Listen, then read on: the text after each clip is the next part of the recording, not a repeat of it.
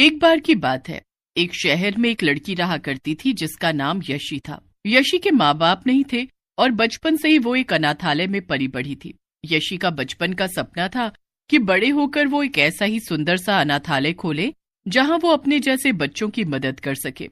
और आज उसका ये सपना सच होने जा रहा था। मैं इतने समय से नौकरी करके जो पैसे जमा कर रही थी, आखिरकार उससे आज मेरा अनाथालय खुलने जा ही रहा है। मैं यहाँ पर आने वाले बच्चों को खूब प्यार से रखूंगी जैसे वो मेरे ही बच्चे हो, और मैं उन्हें कोई कमी नहीं पड़ने दूंगी। तभी यशी की जिस लड़के से शादी होने वाली थी वो वहां आ जाता है। उसका नाम विशाल था। यशी विशाल से कॉलेज में मिली थी और तभी से दोनों साथ साथ थे। यशी चलो, अब हमें चलना चाहिए। आज तुम्हारे अनाथालय का उद्घाटन है। भूल गई क्या? क्या आज भी लेट करोगी? हाँ हाँ विशाल, भला क्या मैं ये भी भूल सकती हूँ? इस दिन के लिए तो मैंने कई सालों तक मेहनत की है। चलो जल्दी से चलते हैं। यशी और विशाल जाकर अनाथालय का उद्घाटन कर देते हैं और वो अनाथालय सचमुच में काफी सुंदर और प्यारा था। ऐसा लग रहा था जैसे कि वो एक प्यारा सा घर हो। समय के साथ देखते ही देखते वहां पर बच्चे आ जाते हैं जिनके माता पिता ने या तो उन्हें छोड़ दिया था या तो उनकी मौत हो गई थी। यशी सचमुच में उन बच्चों का ख्याल अपने बच्चों की तरह रखती थी और विशाल भी उसकी काफी मदद करता था। एक दिन यशी अनाथालय जाती है और देखती है कि 2-3 बच्चे आपस में लड़ाई कर रहे थे। अरे अरे, ये सब क्या हो रहा है? तुम लोग झगड़ा क्यों कर रहे हो? मुझे बताओ क्या हुआ है? चिंटू भोलू, ये सब क्या है? क्या मैंने तुम्हें यही सब सिखाया है? मैंने तुम लोगों को समझाया है ना कि तुम लोग भाई बहन हो और तुम्हें आपस में बहुत प्यार से रहना चाहिए। कल को मैं रहूं या ना रहूं, तुम लोगों को एक दूसरे के लिए हमेशा खड़े रहना है, और चाहे जितनी भी बड़ी मुसीबत आ जाए तुम एक दूसरे का साथ हमेशा निभाओगे। सभी बच्चे आपस में झगड़ा खत्म कर लेते हैं और वापस से दोस्ती कर लेते हैं। ये देखकर यशी भी खुश हो जाती है। काफी वक्त बीत जाता है और अनाथालय में सब अच्छा चल रहा था, लेकिन एक दिन एक बहुत बड़ा हादसा हो जाता है। यशी कुछ काम से शहर के बाहर जा रही थी और एक ट्रक एक्सीडेंट में उसकी मौत हो जाती है और अपने बच्चों की चिंता में यशी एक चुड़ैल बन जाती है। हे भगवान, ये अब क्या हो गया है? मैं चुड़ैल कैसे बन सकती हूँ? अब मेरे बच्चों का ध्यान कौन रखेगा? यशी चुड़ैल वहां से जल्दी से अपने अनाथालय पहुंचती है और देखती है कि वहां पर विशाल कुछ लोगों से बातें कर रहा था। चुड़ैल विशाल को देखकर उसकी तरफ बढ़ती है। वो रहा विशाल, मैं जल्दी से उसके पास जाकर उसे सब बताती हूँ कि मैं कैसे चुड़ैल बन गई हूँ। चुड़ैल विशाल को सब बताने जा ही रही थी कि तभी विशाल जोर जोर से हंसने लगता है। चलो, आखिरकार मेरे सर से आफत टली। कब से इस लड़की के पीछे पीछे घूम रहा था, केवल इसके अनाथालय की इस जमीन पर कब्जा करने के लिए। अरे, इस चक्कर में इससे शादी तक करने को तैयार हो गया था मैं। मुझे लगा था कि शादी के बाद तो अनाथालय अपने आप मेरा हो जाएगा और मैं यहाँ पर होटल खुलवाऊंगा। लेकिन ये यशी की बच्ची, इसने तो पूरी प्रॉपर्टी अपने नाम पर कर रखी थी, इसीलिए मुझे इसे मरवाना पड़ा। विशाल की ये बात सुनकर चुड़ैल के पैरों तले जमीन खिसक गई। उसे यकीन ही नहीं हो रहा था कि विशाल ने उसे इतना बड़ा धोखा दिया था। ये सब क्या है? ये विशाल तो मुझे धोखा दे रहा था। इसे तो बस मेरी ये प्रॉपर्टी चाहिए थी। अब क्या होगा? इसी ने मुझे मरवा दिया है। अब मेरे इन बच्चों का क्या होगा? तभी उनमें से एक आदमी विशाल से कहता है, सर, आपने मैडम को तो मरवा दिया, लेकिन अब इन बच्चों का क्या करें जिन्हें मैडम छोड़ कर गई हैं? इनको तो यहाँ से निकालना ही पड़ेगा ना, तभी तो हम आगे कुछ कर पाएंगे। अरे तुम देखते जाओ, इन सबको तो मैं एक झटके में यहाँ से निकाल फेंकूंगा। सब अलग अलग स्टेशन पे भीख मांगेंगे। विशाल की बात सुनकर सभी आदमी जोर जोर से हंसने लगते हैं, लेकिन चुड़ैल को ये सब देखकर बहुत तेज गुस्सा आता है। इस विशाल की इतनी हिम्मत! इसने मेरे साथ तो गलत किया ही और ऊपर से मेरे बच्चों को उनके ही घर से निकालने की बात कर रहा है। इसे तो मैं छोड़ूंगी नहीं। मेरे बच्चों से भीख मंगवाने के सपने देख रहा है ना? रुक जा बेटा, तुझे तो मैं बताती हूँ। इसके बाद चुड़ैल अनाथालय के अंदर जाती है और अपने सभी बच्चों से मिलती है। बच्चे उसे देखकर डरने लगते हैं। कौन हो तुम? क्या तुम हमें मारने आई हो?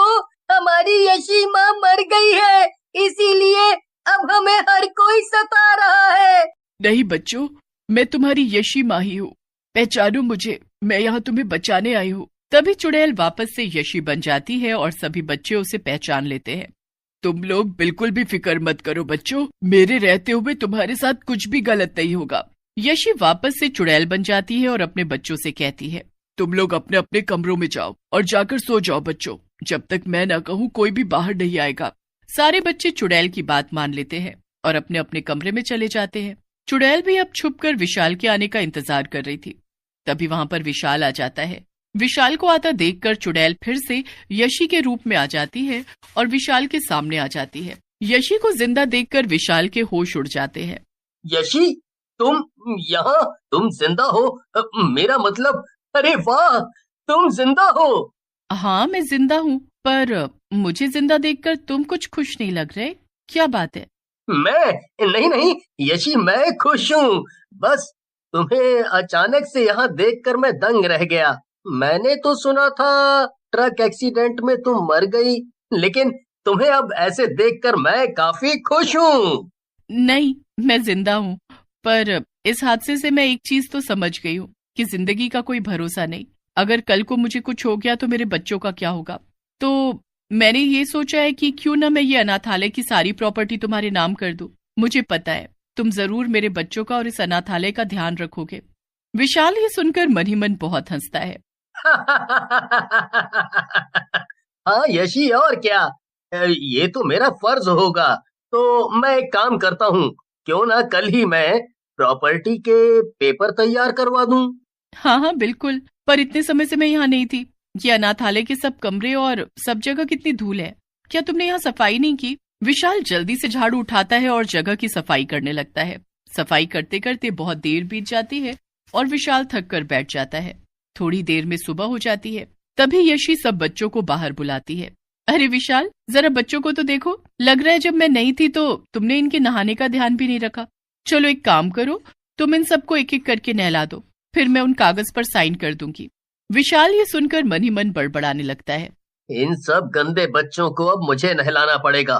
कोई नहीं विशाल, कुछ देर और फिर इस यशी को इसके बच्चों के साथ ही यहाँ से निकाल के बाहर सड़क पर फेंक दूंगा।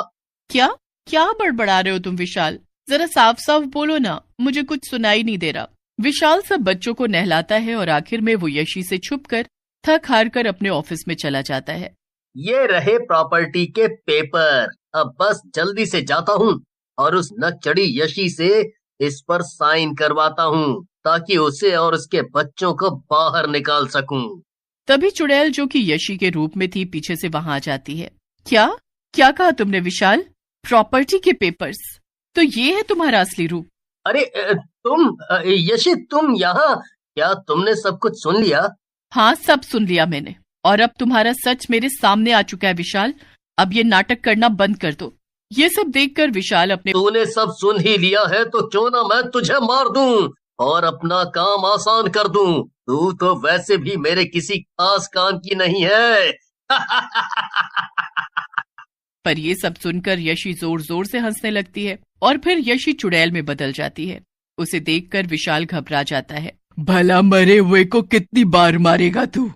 मुझे तो तू पहले ही एक बार मार चुका है, अब फिर से मुझे मारकर मेरे बच्चों से भीख मंगवाना चाहता है। अरे शर्म नहीं आई तुझे ऐसा सोचते हुए भी? इतना कहकर चुड़ैल विशाल का गला पकड़कर उसे हवा में उड़ा देती है। विशाल यशी को ऐसे चुड़ैल बना देखकर बहुत डर जाता है। वो गिड़गिड़ाकर चुड़ैल से अपनी जान की भीख मांगने लगता है। माफ, और वो भी तुझ जैसे राक्षस को? नहीं, बिल्कुल भी नहीं। अब तू ऊपर जा और जाकर सीधा भगवान से माफी मांग। विशाल चुड़ैल के सामने गिड़गिड़ाता रहता है, पर चुड़ैल उसका गला दबाकर उसे मार देती है। इसके बाद चुड़ैल वापस से यशी का रूप ले लेती है और वापस अपने बच्चों के पास अनाथालय चली जाती है। फिर क्या था, यशी की चुड़ैल उसी अनाथालय में रहकर अपने बच्चों का ध्यान रखने लगती है।